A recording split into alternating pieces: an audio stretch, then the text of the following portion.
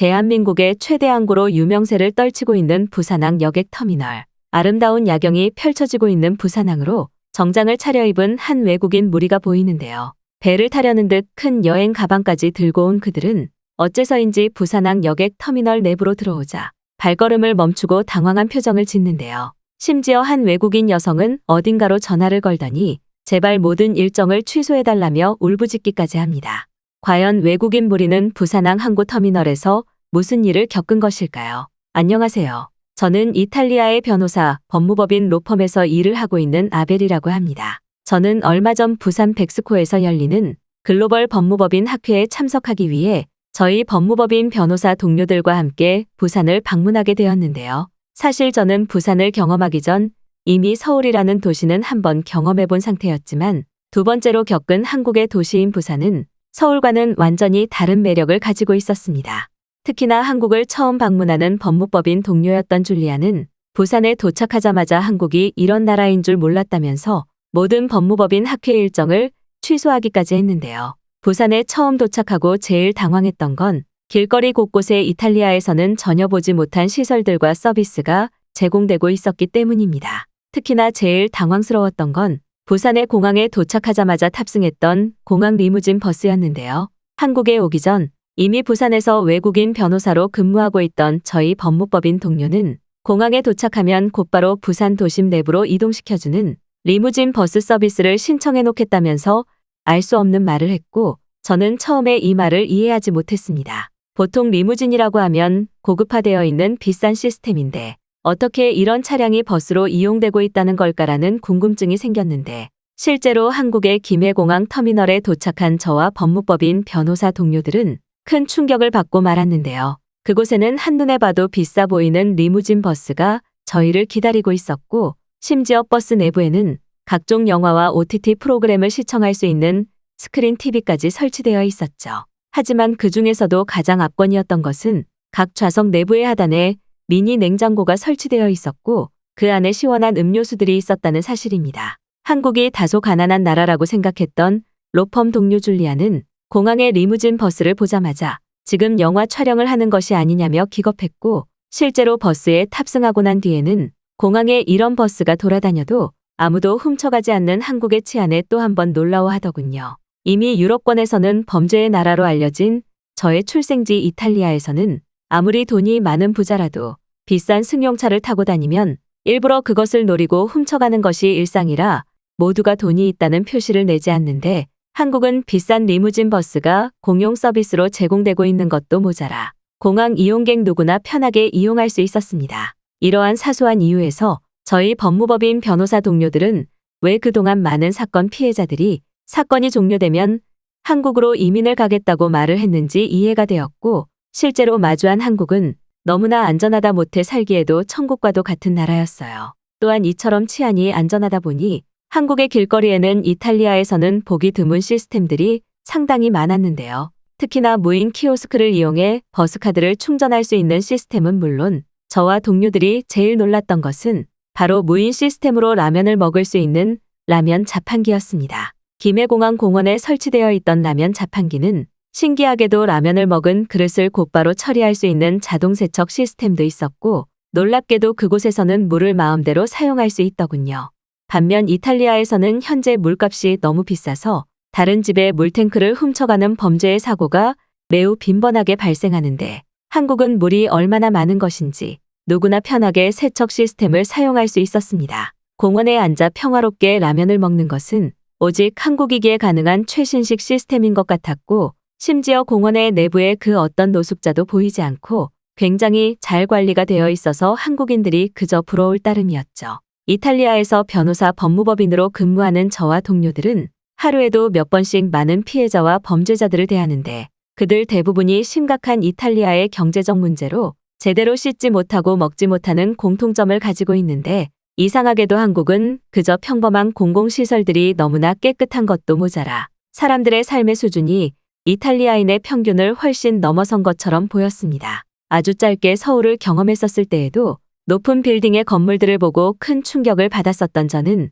그에 못지않게 인프라와 공공서비스 시설이 잘 발달되어 있는 부산의 모습을 보고 또 다른 좌절감을 맛보게 되었는데요. 김해공항에서 리무진 버스를 탄 뒤 저희는 첫 번째 목적지인 부산의 부산항 여객 터미널에서 하차하게 되었습니다. 학회가 열리는 장소는 부산 해운대의 백스코였지만 저의 실수로 머무를 호텔을 부산항 근처에 예약했었기 때문에 어쩔 수 없는 선택이었죠. 그런데 부산항에 도착하자마자 저의 동료였던 줄리아는 갑자기 오래전 철심 수술을 했던 발목이 아프다며 길거리에서 뒹굴기 시작했는데요. 하지만 이미 그때에는 병원도 문을 열지 않는 매우 늦은 저녁 시간이었고 저와 몇몇 동료들은 철심이 뒤틀린 것 같다는 줄리아의 모습을 그저 지켜보기만 할 뿐 아무것도 해줄 수 있는 게 없었습니다.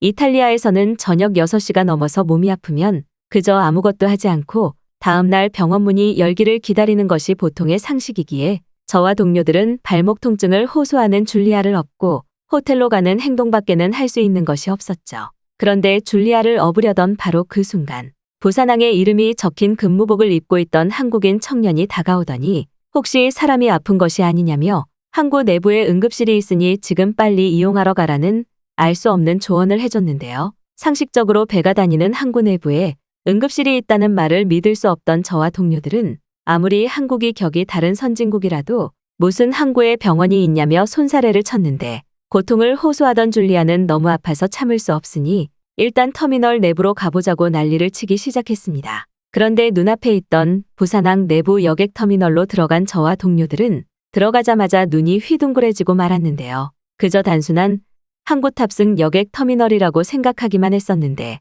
실제로 경험한 부산항 터미널에는 마치 공항과 다름없는 상당한 규모와 쾌적한 시설이 있었고 중심 통로에는 상당히 많은 외국인들이 포토존에서 사진을 찍고 있었기 때문입니다. 더욱이 놀랍게도 터미널 안쪽에는 저희 같은 외국인들도 알아볼 수 있도록 영어로 응급실이라고 적힌 공간이 자리 잡고 있었고 저와 동료들은 곧바로 줄리아를 업고 그곳으로 달려가기 시작했습니다. 이탈리아에서는 저녁 시간 이후 응급의료 시스템은 거의 없다고 생각해도 될 정도로 의료시설이 열악해서 대부분의 이탈리아인은 아프면 아예 직장을 쉬고 휴식을 취하라는 말이 있을 정도인데 한국의 의료 시스템은 상황이 완전히 달랐죠. 그리고 이러한 이유에는 이탈리아의 대부분 병원 의료 시설들이 저녁 6시 이후 문을 닫는다는 황당한 이유도 한몫하는 것 같았습니다. 그런데 평범한 부산의 항구 터미널에는 전혀 상상할 수 없는 규모로 응급실이 자리 잡고 있었고 이곳은 여객 터미널 이용객뿐만 아니라 외부의 인원도 비상시 사용 가능한 의료 지원 시스템을 갖추고 있었는데요. 일단 오래전 철심 수술을 했었던 발목이 아프다는 줄리아를 응급실에 맡긴 저와 동료들은 곧바로 수술을 진행할 수 있다는 한국인 의사분의 말에 한숨을 돌린 뒤 여객 터미널 내부를 둘러보기 시작했습니다.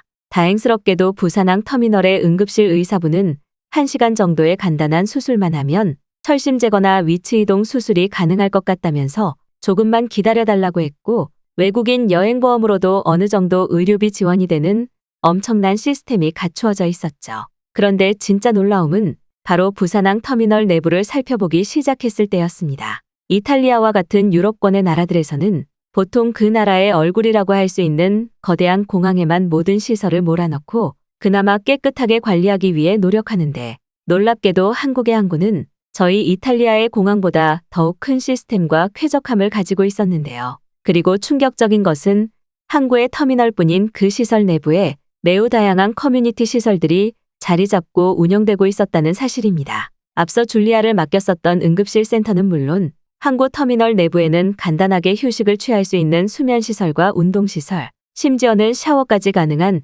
쾌적한 샤워실마저 준비되어 있었는데요. 이탈리아의 항구는 너무 더럽게 관리되고 있어서 모든 이탈리아인이 피하는 시설이 되어버린 지 오래인데 부산항 터미널 내부에는 수많은 한국인들이 수면실에서 수면을 취하거나 샤워를 하는 등 배에 탑승하기 직전 다양한 시설들을 이용하고 있었습니다. 항구마저 선진국 한국의 인프라 시스템이 그대로 보이고 있었고 너무나 중요한 항구 본연의 목적에서도 상당히 편하게 관리되고 있었는데요. 근처 일본은 물론 한국의 다양한 관광지들로 이동이 가능한 부산항 터미널은 저희와 같은 외국인들을 배려해서 외국인 디지털 전광판과 방송이 활용되고 있었고 너무나 놀라운 것은 항구 매표소 근처에 항상 저희와 같은 외국인들을 도울 수 있는 한국인 직원분이 있으셨다는 사실입니다. 놀랍게도 그들 모두는 3개국어 이상의 언어 소통을 할 수 있다는 소개와 함께 실제로 다양한 나라의 외국인들에게 배편 이용과 터미널의 이용에 대하여 너무나 자세히 설명을 해주고 있었는데요. 더럽고 쾌적하지 못한 이탈리아의 항구에서는 전혀 겪어볼 수 없었던 편리한 시스템에 법무법인 동료들과 저는 항구 여객 터미널을 둘러볼수록 놀라게 되었고, 단순한 항구 터미널이 이렇게나 발전할 수 있다는 사실에 당황할 수밖에 없었습니다. 그렇게 당황하며 터미널을 둘러보고 있는데 저와 동료들의 눈에는 포켓 와이파이라는 매우 신기한 이름이 보였는데요. 그곳에는 너무나 충격적이게도 와이파이를 휴대용으로 사용할 수 있는 시스템과 심지어 간단한 휴대폰까지 충전을 할 수 있는 단말기 대여 서비스가 제공되고 있었습니다.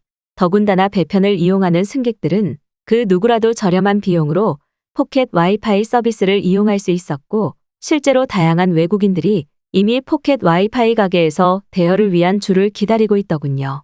통신이 제대로 되지 않는 나라 이탈리아와는 너무나 반대되는 모습이었고, 바로 이때 저와 변호사 동료들은 한국이 이미 따라잡을 수 없는 격차로 다른 나라들을 리드하고 있다는 사실을 알 수 있었습니다.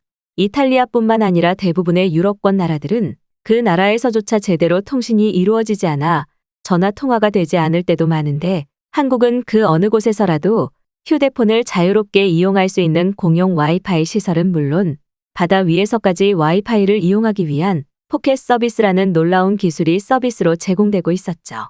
만약 이탈리아에서 이러한 서비스를 실행했다면 가게 문을 열고 하루도 지나지 않아 와이파이 단말기가 싹 다 분실되었을 것인데, 놀랍게도 한국은 그러한 사고가 전혀 발생하지 않는 듯 자유 반납소에는 이미 많은 포켓 와이파이들이 반납을 기다리고 있더군요. 그 후 약 1시간이 지나 저와 변호사 동료들은 줄리아의 상태를 확인하러 다시 여객 터미널 응급실을 방문했습니다. 그리고 놀랍게도 그곳에는 한결 편안해진 표정으로 휠체어를 타고 있는 줄리아의 모습을 볼 수 있었죠. 심지어 터미널의 응급실 의사분께서는 자유롭게 휠체어를 이용하다가 근처 소방서로 반납하면 되는 도시 반납 서비스가 진행되고 있다면서 부담 가지지 말고 편하게 사용하다, 근처 소방서에 반납을 하라는 충격적인 말까지 하시더군요. 한국은 제 생각보다 훨씬 살기 좋은 곳이었고, 이러한 무인과 자유의 시스템이 활용되는 것에 있어서는 최정점을 달리는 것처럼 보였습니다. 특히나 이미 한국의 의료기술에 대해 잘 알고 있었던 저는 줄리아의 발목 철심 수술이 완벽히 이루어졌다는 사실에 다시 한번 의사분께 감사 인사를 전했어요. 이탈리아에서는 의료기술이 문제가 아니라 수술을 위한 의료장비가 마련되어 있는 병원이 없어서 수술 자체가 힘든데, 한국에서는 이러한 문제들이 전혀 발생하지 않는 것 같았습니다.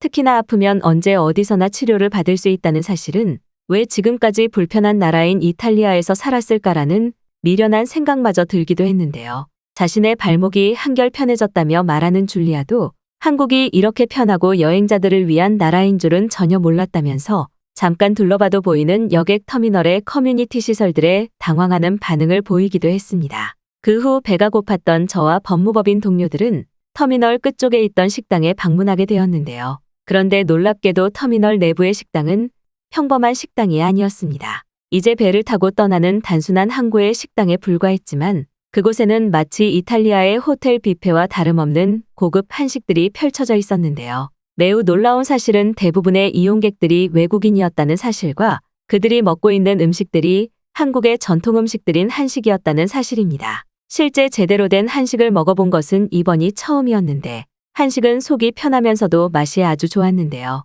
된장찌개와 나물들은 외국인인 저희 입맛에도 딱 맞는 평화로운 맛이었고, 처음 먹어본 불고기는 이탈리아의 유명한 고깃집과는 차원이 다를 정도로 달고 맛있었습니다. 방금 막 수술을 마치고 나온 줄리아를 위해서 준비되어 있던 죽도 떠다 줬는데, 줄리아는 이렇게 맛있는 소고기 죽은 처음 먹어본다면서 앉은 자리에서 2그릇을 먹어버리고 말았죠. 마치 공항과 다름없는 시설이 있는 부산항 터미널의 매력에 저와 법무법인 동료들은 푹 빠지게 되었고, 내일 있을 백스코 학회까지 미루고 싶은 심정이었습니다. 호텔을 잘못 예약한 저희 실수로 방문했던 항구 여객 터미널이었는데, 저의 실수는 한순간에 최고의 실수가 되었고, 로펌 동료들도 저희 호텔 예약 실수가 없었다면 이런 멋진 시설의 여객 터미널을 경험하지 못했을 거라며 오히려 고맙다는 말을 하기까지 했습니다. 그런데 항구를 나와 밖을 나온 저와 동료들은 또 한 번 놀랄 수밖에 없었는데요. 그곳에는 이탈리아에서는 전혀 볼 수 없었던 바다와 항구,